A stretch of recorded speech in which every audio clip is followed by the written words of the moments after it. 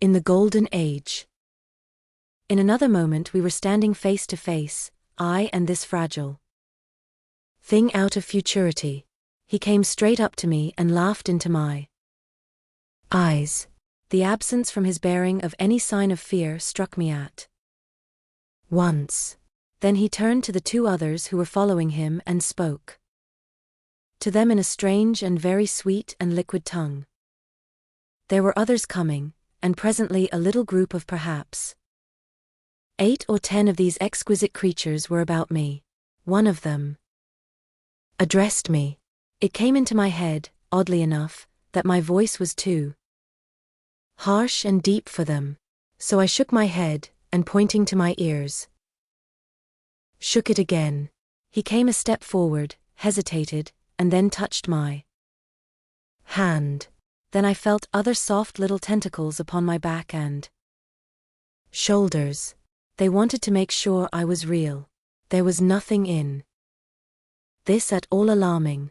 Indeed, there was something in these pretty little people that inspired confidence, a graceful gentleness, a certain childlike ease. And besides, they looked so frail that I could fancy myself flinging the whole dozen of them about like ninepins. But I made a sudden motion to warn them when I saw their little pink hands feeling at the time machine. Happily then, when it was not too late, I thought of a danger I had hitherto forgotten, and reaching over the bars of the machine I unscrewed the little levers that would set it in motion, and put these in my pocket. Then I turned again to see what I could do in the way of communication. And then, looking more nearly into their features, I saw some further peculiarities in their Dresden china type of prettiness. Their hair, which was uniformly curly, came to a sharp end at the neck and cheek. There was not the faintest suggestion of it on the face, and their ears were singularly minute. The mouths were small, with bright red, rather thin lips, and the little chins ran to a point. The eyes were large and mild, and this may seem egotism on my part. I fancied even that there was a certain lack of the interest I might have expected in them, as they made no effort to communicate with me, but simply stood round me smiling and speaking in soft cooing notes to each other. I began the conversation. I pointed to the time machine and to myself. Then, hesitating for a moment how to express time, I pointed to the sun. At once a quaintly pretty little figure in checkered purple and white followed my gesture, and then astonished me by imitating the sound of thunder. For a moment I was staggered, though the import of his gesture was plain enough. The question had come into my mind abruptly: were these creatures fools? You may hardly understand how it took me. You see, I had always anticipated that the people of the year 800 and 2000 odd would be incredibly in front of us in knowledge, art, everything. Then one of them suddenly asked me a question that showed him to be on the intellectual level of one of our 5-year-old children. Asked me, in fact, if I had come from the sun in a thunderstorm. It let loose the judgment I had suspended upon their clothes, their frail light limbs, and fragile features. A flow of disappointment rushed across my mind. For a moment I felt that I had built the time machine in vain. I nodded, pointed to the sun, and gave them such a vivid rendering of a thunderclap as startled them. They all withdrew a pace or so and bowed. Then came one laughing towards me, carrying a chain of beautiful flowers altogether new to me, and put it about my neck. The idea was received with melodious applause, and presently they were all running to and fro for flowers, and laughingly flinging them upon me until I was almost smothered with blossom. You who have never seen the like can scarcely imagine what delicate and wonderful flowers countless years of culture had created. Then someone suggested that their playthings should be exhibited in the nearest building, and so I was led past the Sphinx of white marble, which had seemed to watch me all the while with a smile at my astonishment, towards a vast grey edifice of fretted stone. As I went with them, the memory of my confident anticipations of a profoundly grave and intellectual posterity came, with irresistible merriment, to my mind. The building had a huge entry, and was altogether of colossal dimensions.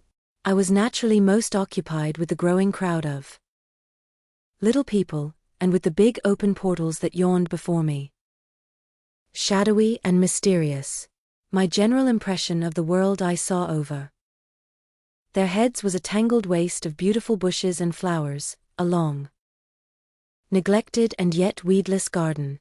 I saw a number of tall spikes of strange white flowers, measuring a foot perhaps across the spread of the waxen petals. They grew scattered, as if wild, among the variegated shrubs, but, as I say, I did not examine them closely at this time. The time machine was left deserted on the turf among the rhododendrons.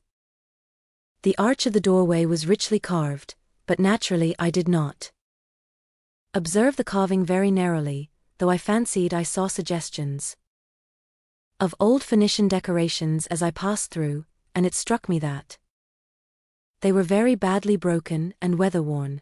Several more brightly clad people met me in the doorway, and so we entered, I dressed in dingy 19th-century garments, looking grotesque enough, garlanded with flowers, and surrounded by an eddying mass of bright, soft-colored robes and shining white limbs, in a melodious whirl of laughter and laughing speech.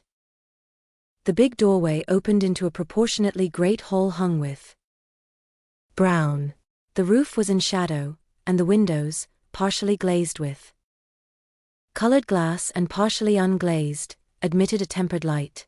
The floor was made up of huge blocks of some very hard white metal, not plates nor slabs, blocks, and it was so much worn, as I judged by the going to and fro of past generations, as to be deeply channeled along the more frequented ways.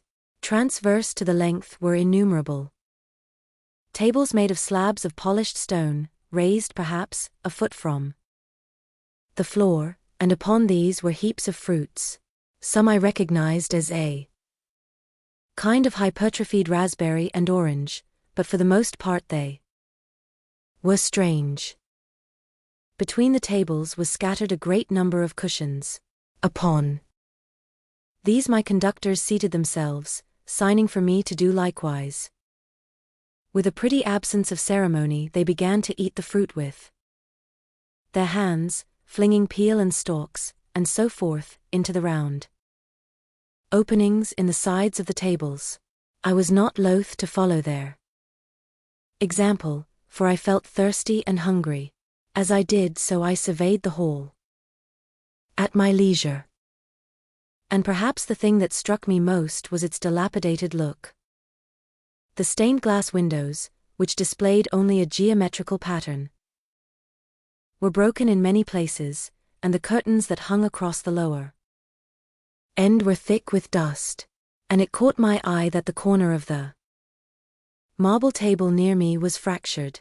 Nevertheless, the general effect was extremely rich and picturesque. There were perhaps a couple of 100 people dining in the hall, and most of them, seated as near to me as they could come, were watching me with interest, their little eyes shining over the fruit they were eating. All were clad in the same soft, and yet strong, silky material. Fruit, by the by, was all their diet. These people of the remote future were strict vegetarians, and while I was with them, in spite of some carnal cravings, I had to be frugivorous also. Indeed, I found afterwards that horses, cattle, sheep, dogs, had followed the ichthyosaurus into extinction, but the fruits were very delightful. One, in particular, that seemed to be in season all the time I was there, a flowery thing in a three-sided husk, was especially good, and I made it my staple. At first I was puzzled by all these strange fruits, and by the strange flowers I saw, but later I began to perceive their import. However, I am telling you of my fruit dinner in the distant future. Now, so soon as my appetite was a little checked, I determined to make a resolute attempt to learn the speech of these new men of mine. Clearly that was the next thing to do. The fruits seemed a convenient thing to begin upon, and holding one of these up I began a series of interrogative sounds and gestures. I had some considerable difficulty in conveying my meaning. At first my efforts met with a stare of surprise or inextinguishable laughter, but presently a fair-haired little creature seemed to grasp my intention and repeated a name. They had to chatter and explain the business at great length to each other, and my first attempts to make the exquisite little sounds of their language caused an immense amount of genuine, if uncivil, amusement. However, I felt like a schoolmaster amidst children, and persisted, and presently I had a score of noun substantives at least at my command. And then I got to demonstrative pronouns, and even the verb to eat. But it was slow work, and the little people soon tired and wanted to get away from my interrogations, so I determined, rather of necessity, to let them give their lessons in little doses when they felt inclined. And very little doses I found they were before long, for I never met people more indolent or more easily fatigued.